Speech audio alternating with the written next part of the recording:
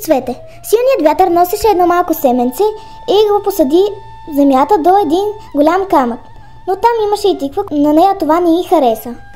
Махай се, това е моята земя.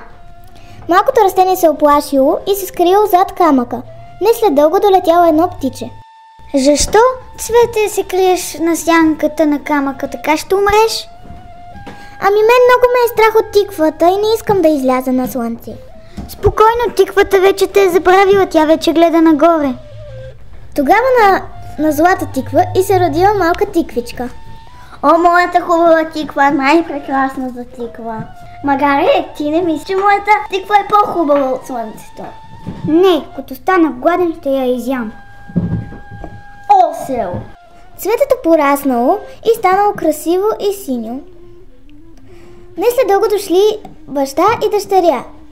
Бащата отишъл до чешмата, за да пие немалко вода, но дъщерята го спряла. Не пий си една вода. Защо? Защото си уморен. Добре, отивай да си играеш. Момиченцето погледнало зад оградата и видяло много кошери. Питало баща си. Татко, ще ми купиш ли мед? Да, но ти днеска нищо не си ми подарил. Когато момичето видяло красивото цвете до камъка, откъснало го и го подарило на баща си. Татко, заповядай. Благодаря, подаряваш ли? Да.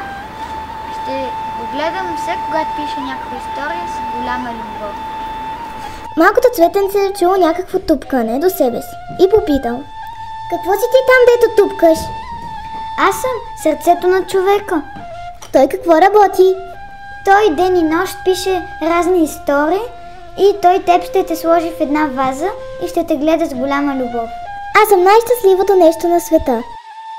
Не след дълго дошло пак магарето, защото било огладняло. О, моята красива тиква! Магарето я изяжда! Най-хубавата тиква ще нахрани най-умната глава. Бащата разбрал магарето, усмихнал се и си тръгнал за дъщеря си щастлив.